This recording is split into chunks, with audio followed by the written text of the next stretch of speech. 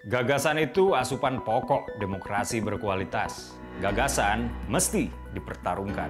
Yang terbaik akan menang. Semakin banyak politik gagasan mengisi panggung, politik identitas tak punya tempat bernaung. Simak Gagasan UKI.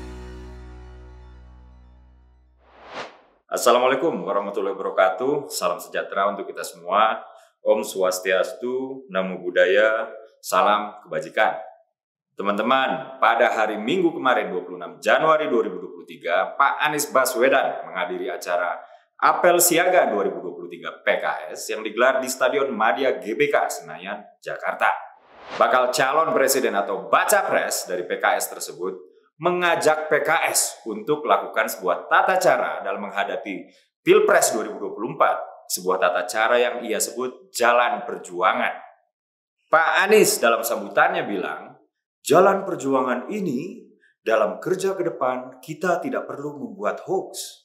Kita tidak perlu memaki-maki mereka yang menyerang. Kita tidak perlu mengarang-arang. Dan kita tidak juga perlu melebih-lebihkan pencapaian. Itu kata Pak Anies. Nah, inilah yang menarik. Buat yang lugu, Pak Anies seperti sedang mendeklarasikan bahwa dirinya bersih, dirinya jujur, dirinya anti berita bohong, dan dirinya nggak suka membual ketika berbicara pencapaian. Dan partai pendukungnya adalah partai yang senafas dengan nilai-nilai kebaikan ini. Buat saya, Pak Anies sedang menyerang PKS justru, dan dirinya sendiri juga. Yuk, kita lihat. Pertama, Pak Anies menyerang PKS soal jangan membuat dan atau menyebarkan hoax. Anggota Majelis Syuro PKS, Tifatul Sembiring, ketangkep basah memposting foto hoax di Twitter untuk membangkitkan sentimen agama menggunakan tragedi pelanggaran HAM di Rohingya. Tifatul bermaksud menunjukkan kepada netizen momen pembantaian etnis Muslim Rohingya melalui foto tersebut. Namun ternyata foto tersebut bukan menggambarkan pembantaian etnis Muslim Rohingya, melainkan peristiwa Takbai di Thailand yang telah berlangsung pada 2004 silam. Belakangan, hoax tersebut dikoreksi oleh Mas Sahal, seorang kader NU. Pak Tifatul pun mengakui kesalahannya tersebut. Tapi dia ngeles. Dia bilang, Anda bisa cek di Twitter timeline saya, dan saya bukan penyebar info hoax. Namun kesalahan-kesalahan kutip dan posting mungkin saja terjadi. Itulah elakan dari Tifatul Sembiring melalui akun Twitternya ya. Nah, hal ini sebenarnya sudah bisa menjadi catatan rekam jejak pendukung Pak Anies. Catatan pertama, mereka jelas menyebarkan hoax. Dan catatan kedua, kalau ketahuan mereka menyebarkan hoax, mereka berkelit membela diri dengan argumen bodoh. Nah, kedua, Pak Anies sudah jelas membual meninggi-ninggikan capaiannya. Begini, waktu ngomong soal Jackpreneur ya pada tahun 2022 kemarin, beliau bilang, Alhamdulillah targetnya bukan cuma tercapai, tapi terlampaui. Padahal kalau teman-teman tahu, di tengah jalan targetnya tuh diotak-atik.